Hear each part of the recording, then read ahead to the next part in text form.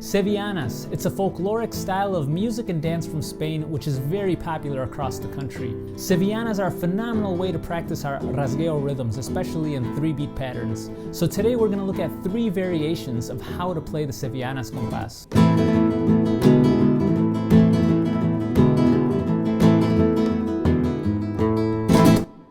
Hey everybody, David Chiriboga here. Welcome to the channel where on this channel I help you play Spanish guitar from the ground up. As I mentioned before, today we're going to work on 3 variations of how to play the Sevillanas compas. Now each one of these variations use different rasgueados. In this lesson we're not going to go so in depth into the mechanics of each rasgueado as we're going to be focusing more on how we can use them in the Sevillanas rhythm.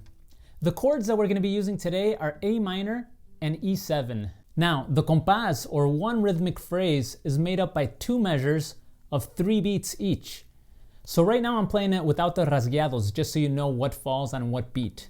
So you have 1, 2, 3, 1, 2, 3. Variation number 1.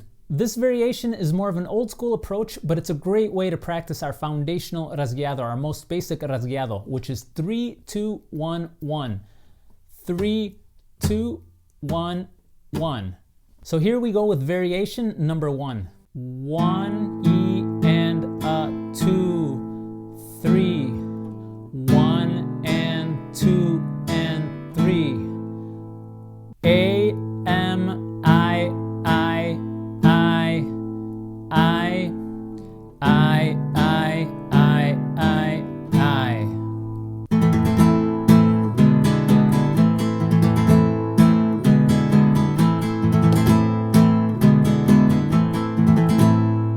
Alright, variation number 2. This variation uses the 2-finger rasgueado using our index and our ring finger. 1 and a 2 and a 3 and 1 and a 2 and a 3.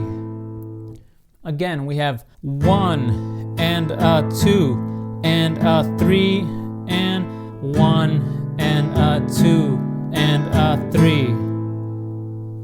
If you're having trouble or getting a little confused with this one, just keep in mind that the index only comes down on the downbeat. So you'll see it coming down on the 1, 2, and 3. It only comes up on the upbeat, so 1 and 2 and 3 and the ring finger is doing the so the 1 and 2 and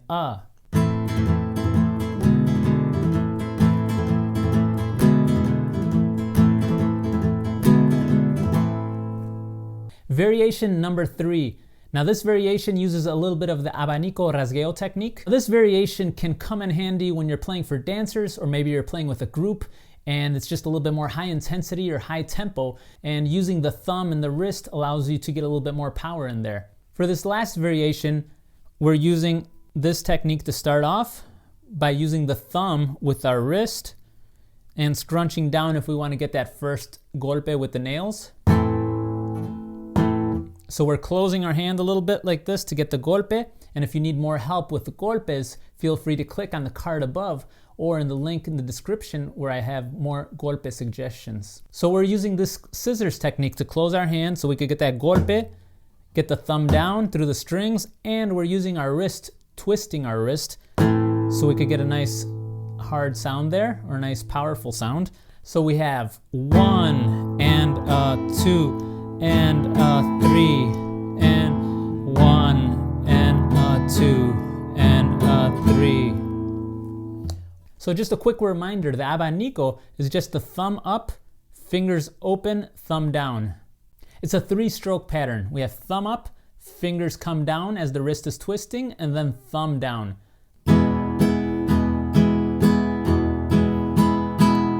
So in this variation we're utilizing that type of technique, but we're just adding a couple more notes. So we're adding a downbeat first on the first beat, so 1, then we're starting the abanico basically on the and.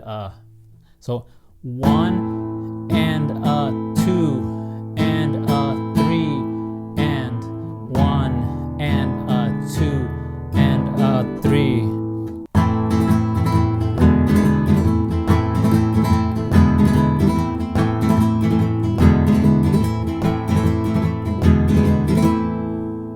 There you have 3 typical variations of how to play Sevillanas Compas. In another lesson, we're going to work on a very simple, complete Sevillana. As I mentioned, if you need any more in-depth help with any of those rasgueados or the golpe, please check out the links in the description as I made lessons for each individual rasgueado. I'd love to hear in the comments how this lesson went for you, and if you have any requests for any future lessons, I'd love to hear them in the comments as well. Alright, until the next video, don't forget to keep practicing, keep patience, and don't forget to enjoy the journey.